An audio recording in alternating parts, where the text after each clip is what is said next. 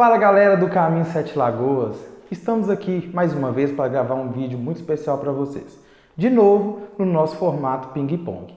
Só que desta vez o nosso irmão Emerson que está comandando as coisas atrás das câmeras. Dá um oi, irmão Emerson. Fala galera, muito bom estar aqui. Vamos lá para mais um vídeo aí importante mais. E galera, antes de começarmos, quem não tiver inscrito, se inscreva no nosso canal. Se gostar do vídeo, dá um like, compartilhe com seus amigos e aproveite os campos dos comentários para estar dando sugestões e realizando algumas perguntas. Como de costume, no nosso quadro ping-pong, o nosso irmão Emerson que está atrás das câmeras, ele que vai ditar as regras hoje com as perguntas deles. E eu, na medida do possível, vou tentar aqui respondê-las. Vamos lá galera, o tema de hoje é Covid-19, né? O tema que está sendo muito falado. Mas a gente vai pegar uma outra situação que é a visão do Evangelho com relação a essa pandemia. A primeira coisa que eu quero perguntar para você, Thales, né, é uma dúvida das pessoas que estão assistindo também. Qual é a relação do Evangelho com o coronavírus? Bom, a questão do Evangelho a respeito do coronavírus, Emerson, nós vimos em muitos exemplos das ações humanas, o que elas acarretam ao longo do tempo. Jesus explicava muito isso, né? Que toda ação tem uma reação. Se você planta alguma coisa, você vai colhê-la. Mas não necessariamente da maneira que as pessoas veem isso. Tanto que dentro do próprio Evangelho, quando Jesus citou situações referentes a catástrofes, pandemias ou alguma desordem mundial, ele estava se referindo às coisas que iriam acontecer antes mesmo da sua segunda vinda, né? Como nós já podemos ter apreciado durante os ensinamentos de Jesus no Evangelho. Ô Thaleson, as pessoas têm muita dúvida com relação à questão do coronavírus, né? Você acha que isso já era uma coisa que a gente sofreria de acordo com o que a gente vê no Evangelho? É uma das coisas ali que a gente vê em Mateus capítulo 24. Poderia estar inserido nisso? Oi, Emerson, aquela profecia de Jesus citada em Mateus capítulo 24, ela trata de uma situação escatológica e também de uma situação que ia acontecer com aquele povo dentro daquele período. Então ela serve para as duas situações. E lá realmente estava falando sobre isso. Quando escutados rumores de guerras, essas coisas que além das pandemias nós escutamos hoje, era sim uma mensagem que anunciava o fim das coisas que nós vivemos hoje. E se formos olhar ao longo da história, como essas coisas vêm, o volume vem sendo muito grande, realmente vai chegar um momento que vai ser o insuportável da população. Nem a própria população vai se aguentar isso e aí sim virá o fim. Então vamos lá, pergunta número 2. De onde saem essas pandemias, Thales? Ô Emerson, conforme a gente já pôde comentar um pouco a respeito dos ensinamentos de Jesus sobre isso no Evangelho, e como eu até disse, a questão da ação, da reação, o que planta nós colhemos, o que acontece é o seguinte, as ações humanas, através do seu livre-arbítrio, elas geram consequências, tanto consequências boas quanto consequências ruins. E nós vemos, por exemplo, talvez as 3 grandes pandemias que aconteceram no planeta, a peste negra, a gripe espanhola e agora o coronavírus. E a gente vê algumas coisas em comum entre elas, Emerson. Por exemplo, na questão da peste negra, estava acontecendo no mundo a Guerra dos 100 anos, né? Era um momento em que a aglomeração, principalmente na Europa, estava sendo muito grande, falta de saneamento. Então, as ações humanas provocaram também a disseminação mais rápida desse tipo de situação. Na gripe espanhola, estávamos chegando ao fim, né, da Primeira Guerra Mundial e pelo avoluntamento de pessoas em trincheiras, né, em confinamentos durante essa Primeira Guerra também, ela fez que disseminasse, né, a gripe espanhola, que também matou muitas pessoas. E agora, com o Covid-19, nós também vemos que é referente também a ações humanas de, às vezes, estar se apropriando de coisas que não são tão boas para a saúde humana, né? Ô Thales, uma coisa que eu queria falar em cima disso aí, muita gente está achando que, muitos se falam, né, que isso é culpando Deus, colocando a responsabilidade em Deus, né, colocando também a responsabilidade no meio às vezes religioso, coloca-se como isso é culpa de quem não é religioso. Isso procede, Thales? Ô Emerson, a gente vê muito isso, né? Falando que isso é um castigo de Deus. Não, isso é uma ação em reação causada pelo homem. Por exemplo, Emerson, quando nós vimos que Jesus iria para a terra de Samaria, né? Jesus tinha o costume de enviar seus discípulos antes. E ele enviou Tiago e João, e eles foram lá antes, e o pessoal de Samaria não estava querendo receber Jesus. Então eles voltaram para Jesus e deram Jesus a notícia. E eles mesmos propuseram a Jesus uma solução. Jesus, por que não nos dá ordem que nós faremos cair fogo do céu e consumir toda aquela cidade? Aí Jesus respondeu para eles, porque o Filho do Homem não veio para destruir o mundo, mas veio para que o mundo seja salvo por ele. Se Jesus fosse esse ente vingativo que é pregado hoje, qual carne de hoje sobreviveria? Qual carne? Qual carne sobreviveria? Quem pelas obras da lei seria salvo? Ou por qualquer outro tipo de obra seria salvo? Como diz, né, também a Escritura, haverá fé quando ele voltar na terra, quando o Filho do Homem estiver na terra? Né? Porque nós vimos isso muito com essa questão do coronavírus. Caçar maneiras, caçar outras pessoas para pôr a culpa. Falar que isso é um castigo de Deus por causa de culpa de outros.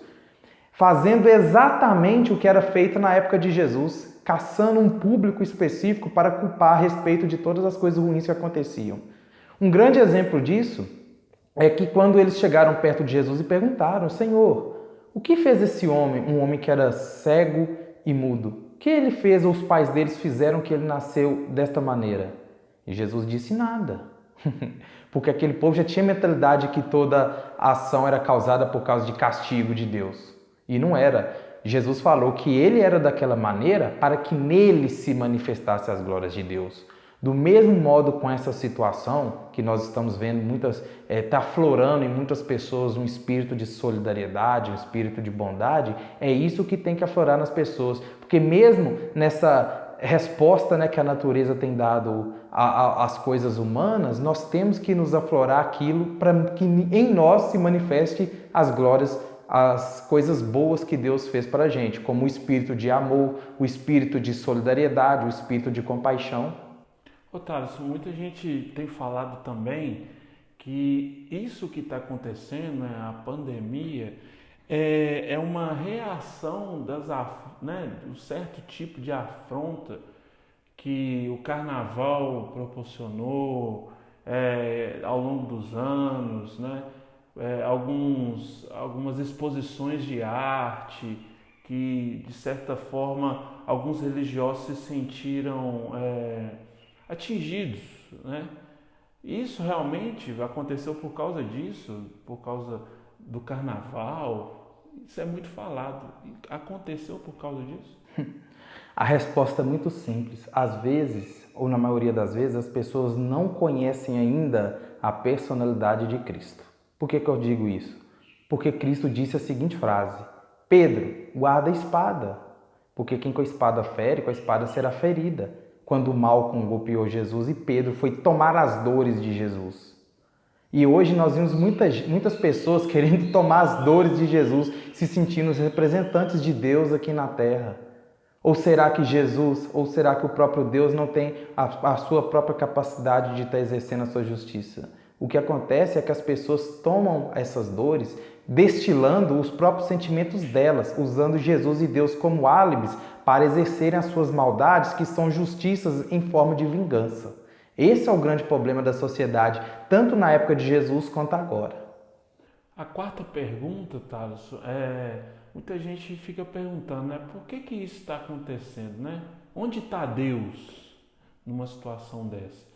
Muitos talvez às vezes perguntaram isso quando aconteceram as guerras, a segunda, a primeira, né? A guerra do Golfo, enfim, há todas as guerras e agora uma guerra, né, invisível. Onde está Deus? Por que isso acontece? Ô Emerson, Deus, por exemplo, igual os assuntos que você citou, Deus na guerra estava naquela pessoa que estava brigando um soldado, aquela pessoa que estava dando de comer a um soldado, aquela pessoa que estava cuidando das feridas do soldado. Do mesmo modo, onde está Deus na pandemia? Estão nas pessoas, principalmente nos profissionais de saúde que estão deixando as suas próprias casas para correr um risco para estar salvando outras vidas. Isso é o poder de Deus no meio da catástrofe. Porque eu acredito muito no Salmo 81, quando diz, né, que Ele nos livra de todas as coisas, né? 10.000 cairão à direita, 100.000 à esquerda, nós não seríamos atingidos pelas pestes, pelas guerras, e não seremos mesmos. Mas quando ele diz isso, que não seremos atingidos, é pelo mal dessas coisas, e não pelos simples fatos delas existirem. Um exemplo, não quer dizer que é porque você está doente que você tem que perder a sua fé e que você tem que perder o temor a Deus, não. Porque a doença te atinge, mas o mal dela não te atinge. Esse é o grande exemplo que nós temos no Salmo 81, que as circunstâncias ruins, elas vão existir. Por quê? Porque o reino ao qual nós somos destinados não é deste mundo. Então estamos sujeitos a pandemias, estamos sujeitos a guerras, estamos sujeitos a todo tipo de doença e perversidade. Porém, esse mal delas não nos atinge. Por quê? Porque o nosso espírito está ancorado em Deus e no Evangelho.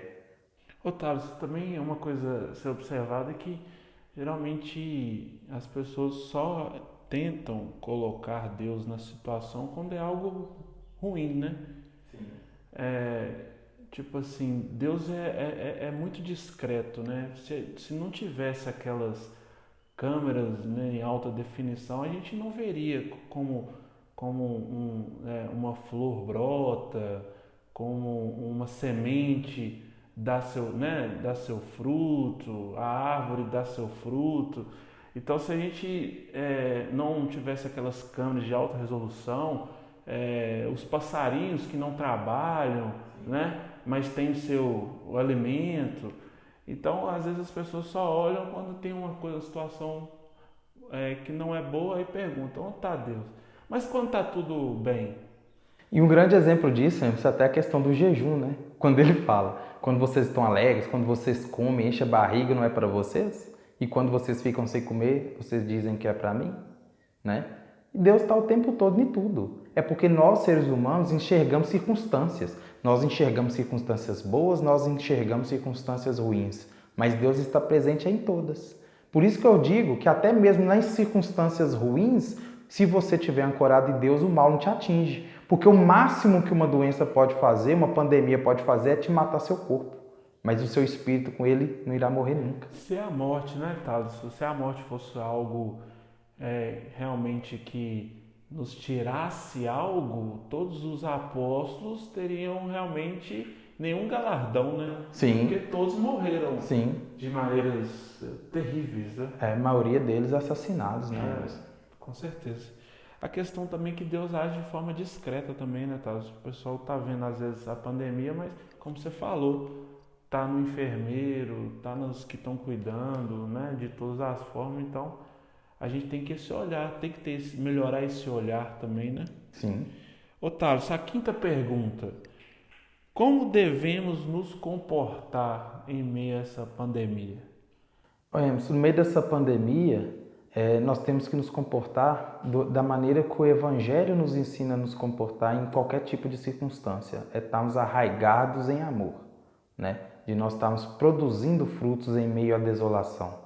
O que acontece, Emerson? Que a Escritura diz que quando acontecem essas coisas, o amor de muitos esfriará, né? Às vezes nós minimizamos, tá morrendo só velho, tá morrendo 1% só. Tipo assim, a vida humana passou a ser tão insignificante para a população, né? Tá morrendo só 1%, isso não tem problema não. Tem doença que mata mais. Tá matando é só velho, não tem problema não, né? É aquela questão da empatia de não estar no lugar do outro. Tá matando tão pouco, tá matando 1%, mas quando esse ente passa a ser da sua família, ele passa a ser 100%, né? Porque nós não conseguimos nos colocar nos lugares do outro. E como em sociedade, Emerson, nós também temos que aprender muito, né? Porque nós deixamos com o tempo alguns valores que eram essenciais para a vida. Por exemplo, no Antigo Testamento, um povo quis ser o exemplo de Deus de convivência aqui na Terra. E Deus deu eles uma lei e Deus deu eles uma promessa, que enquanto eles plantassem e uma parte dessa plantação eles levassem para que outros usufruíssem dela, aqueles menos necessitados, ele ia abrir as portas do céu e aquele povo ia ter uma abastança eterna de alimentos, que era o fruto que tinha no campo. Ou seja, o que o ser humano precisa para viver. Porém, nós, seres humanos, alcançamos outros patamares. Porque, como o próprio Jesus disse, as aves do campo não semeiam, mas elas comem, elas vestem. Hoje, a pessoa, além de se alimentar e de se vestir, tem que ter um bom telefone, um bom carro, uma boa casa, um bom emprego, um bom tênis, uma roupa de marca, uma camisa de marca. E isso vem cada vez mais o nosso consumo, ou seja, a produção que é feita da sociedade para o nosso próprio ego, isso vem causando isso. Porque quando nós voltamos à origem, igual agora muitos, em detrimento disso, estão confinados, acham insuportável. Por quê? Não somente que eles pensam em comer, quando falam, mas por que eu vou comer, o que eu vou beber? Né? Também é válido, não que isso não seja importante, ou seja, isso é o mais importante. Porém, muitos já pensam, como é que eu vou comprar aquele celular novo, aquele negócio novo? Por quê? Porque nós estamos sendo consumidos pela nossa própria concupiscência. Então, isso ainda é a prova, né, mesmo na tragédia, de tentar florar aquilo que Deus quer de nós, né, que é a bondade, o espírito de compaixão e voltar ao primeiro amor nesse tipo de situação. Otávio, você acha que isso também é um momento de uma autoanálise de todas as pessoas, com relação a valores, os realmente importantes também? Com certeza, Emerson, porque tem muitas pessoas que, ao ficarem confinadas, né, com essa quarentena agora, acham insuportável ficar com a família trancada. Ele não aguenta mais, certo? Por quê? Porque os valores, como disse, foram invertidos, né? E isso, quando eu digo de todos nós. Nós nos socializamos demais com o que acontece no mundo. E agora deu uma parada geral. Inclusive, Emerson, eu vi até algumas reportagens que diminuiu até a questão da poluição do planeta por causa do ritmo. A Terra está num ritmo frenético. Trabalhar, trabalhar, trabalhar, consumir, consumir, consumir, trabalhar, trabalhar, trabalhar, consumir, consumir, consumir. E isso estava consumindo a humanidade. Por isso que, quando o Evangelho trata dessas coisas, que viria o fim, é porque vai chegar num nível de insuportabilidade tão grande que algo tem que acontecer, né? É o que o Evangelho fala, que quando se completa uma medida, algo acontece. Com certeza. Thales, brigadão pelo bate-papo aí, foi muito bom, eu sei que isso vai ajudar muitas pessoas, eu creio que nós teremos que fazer mais vídeos sobre esse tema, porque ainda nós estamos ainda nesse processo. Agradecer a você e que Deus abençoe a cada um nesse momento tão difícil, que a gente possa aproveitar esse momento para dar o valor, o que realmente tem valor. Obrigado, Thaleson. Obrigado, Emerson. Um abraço para você também. Um abraço a você que está assistindo. E que se esse vídeo foi importante para você, você compartilhe para outras pessoas também.